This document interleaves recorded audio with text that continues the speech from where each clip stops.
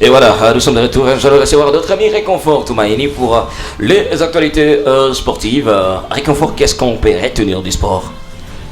Et d'abord en République démocratique du Congo, dans les championnats nationaux, Illico Cash League en phase de playoffs, l'AS Maniema Union qui serait retiré de cette phase de playoffs. L'annonce qui a été faite depuis ce mardi 15 avril, son retrait de la phase des playoffs de la Ligue en dénonçant ainsi une décision en giste de la Ligue à foot de limiter les liens des compétitions à Kinshasa et à Lubumbashi.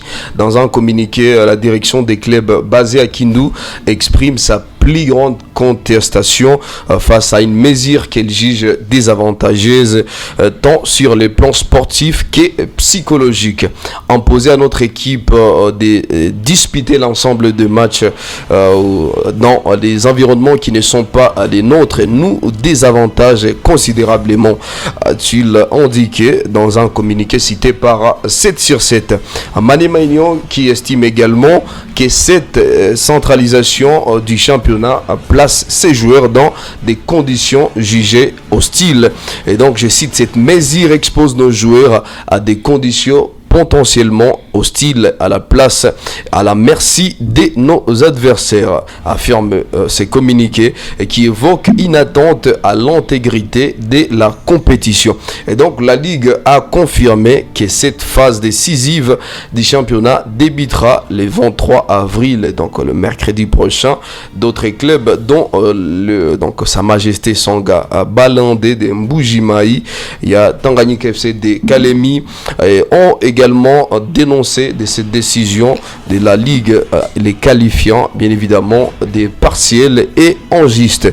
Et la Ligue à foot n'a pas encore réagi publiquement à ces contestations entre ces différents clubs. Et donc cette décision de Maniema Union pourrait compromettre les débuts des playoffs déjà mis à mal par un calendrier retardé et difficultés liées à la sécurité dans l'est du pays, un problème récurrent des déplacements des clubs. Nous le savons depuis que la situation s'est aggravée à l'est, certaines équipes n'ont pas pu jouer des matchs et voilà, c'est le même cas pour cette équipe de Kindu AS Maniema Union qui aurait contesté le fait que la Ligue aurait imposé à ce que tous les matchs se jouent à Lubumbashi et à Kinshasa, ce qui semblait très difficile pour les clubs de l'Est de pouvoir se déplacer pendant ces moments difficiles.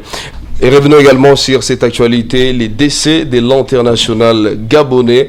Les joueurs qui évoluent en Chine seraient décédés. C'est mercredi 16 avril à l'âge de 28 ans en Chitan, dans l'immeuble en Chine où il y résidait. L'international gabonais Aaron Boupenza vient de nous quitter suite à une chute du 11e étage de son immeuble en Chine où il jouait pour les Jiang FC, a indiqué le Fegafoot sur X. À 28 ans, Bopenza laisse les souvenirs des trains d'un très grand attaquant qui a marqué les esprits lors de la CAN où il a joué pour les Cameroun. Et c'est avec une immense tristesse que nous apprenons la disparition tragique d'Aaron Bopenza, avant-centre des talents qui a honoré le football gabonais. Et donc pour sa part, réagit le président Eli Brice Oligui Nguema Sirason Conte X. Et donc une enquête serait déjà en cours selon la chaîne d'État gabonais. Les joueurs passés par les FC Mounana au Gabon est décédé dans la ville de Yaoundé en Chine, dans l'est du pays. Et donc les circonstances exactes de ces drames restent encore floues, mais a précisé la Chine et une enquête serait en cours pour établir les faits réels de son décès. Et donc le joueur formé au Girondins de Bordeaux en France, Aaron Boupenza, a d'abord évolué en France à Paou, à Gazélec, à Ajaccio et à Tours. Il a ensuite joué notamment à Atayaspor en Turquie et à Al Arabi en Qatar, ainsi qu'au FC Chinchitsi aux États-Unis et Rapid Bucarest en Roumanie. Et donc avant de rejoindre l'équipe chinoise en janvier dernier, c'est lui qui a joué son premier match avec les Panthères en janvier 2016. Et donc en amical contre l'Ouganda, comptait 35 sélections. Et il a arrivé à marquer 8 buts. Et donc les enquêtes sont déjà mises en place pour savoir exactement le fait réel de son décès. Nous revenons également sur les résultats de la Ligue des Champions de la CAF, plutôt Ligue des Champions européenne, où nous allons jeter un coup d'œil sur les résultats, la fiche complète de tous les résultats des quarts de finale. D'abord le 15 avril, le mardi dernier, où on a assisté à un match contre le Paris Saint-Germain contre Aston Villa. Le match s'est soldé sur les scores de 3 buts à 1 en faveur du Paris Saint-Germain. Et le match retour, le Paris Saint-Germain a remporté son match plutôt. Le Paris Saint-Germain est tombé alors sur les scores de 3 buts à 2, mais il est quand même qualifié. Borussia Dortmund face au FC Barcelone, match 4 buts à 0. Match retour, 3 buts à 1 en faveur de Borussia, mais cela n'a pas satisfait pour que cette équipe soit qualifiée, et donc il est disqualifié, et pendant que c'est Barcelone est en train de célébrer sa qualification. Et il y a également le Real de Madrid qui est tombé depuis le match aller sur les scores de 3 buts à 0. Le match retour, le Real a mordu la poussière en tombant encore une fois face à Arsenal sur les scores de 2 buts à 1. Donc le Real de Madrid est éliminé carrément de la compétition qu'on a toujours vu les Real s'imposer, mais aujourd'hui les Real est en train de perdre cette sensation qu'on a toujours eu envers cette équipe quand il s'agit de la Champions League. Le Real faisait toujours des exploits, mais malheureusement ça n'a pas tenu, parce que dans le football, comme on le dit souvent, tout est possible, et donc le Real est éliminé. Mais il y a par ailleurs l'International de Milan qui est aussi qualifié face au Bayern Munich, et donc ce sont les 4 équipes qualifiées en demi-finale. Et donc je pense qu'on peut vite fait jeter un coup d'œil sur les prochains matchs des demi-finales. Mardi 29 avril 2025 à 21h, Arsenal jouera face au Paris Saint-Germain.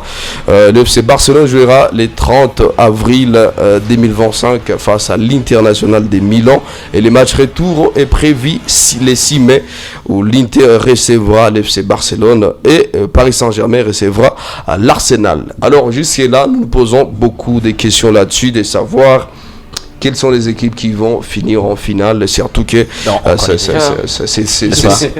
on connaît déjà, n'est-ce pas ça, Guy? En tout cas, c'est prévisible. Ouais. Ben voilà, tout se joue sur les terrains, et tout peut changer en une seule seconde. Toi, je pense que voilà, les 2 équipes qui vont jouer la finale. Alors, l'affiche de la finale cette année, c'est FC Barcelone contre le Paris Saint-Germain. Et il n'y a pas en tout cas débat là-dessus. Voilà. Bah, je suis d'accord avec toi. C'est pas ça, Alfo? Moi, je pense que ça sera l'Inter de Milan qui sera face à l'Arsenal. Inter de Milan, Arsenal. Ouais. Moi, je vois une équipe de... Inter de Milan, Arsenal. Ouais. Et vous êtes vraiment sérieux dans vos propos? Sérieux. D'accord. L'Inter de Milan... Barcelone à la grande finale. L'Inter de Milan va passer où? Ok. D'accord avec lui, Moïse? Alors, il faut signaler que la Ligue des Champions, c'est pas comme la Ligue, toutes les ligues européennes. Il n'y a pas vraiment de favoris à mon niveau. Arriver déjà au dernier carré de cette phase, ça veut dire qu'on est on peut arriver à la finale facilement.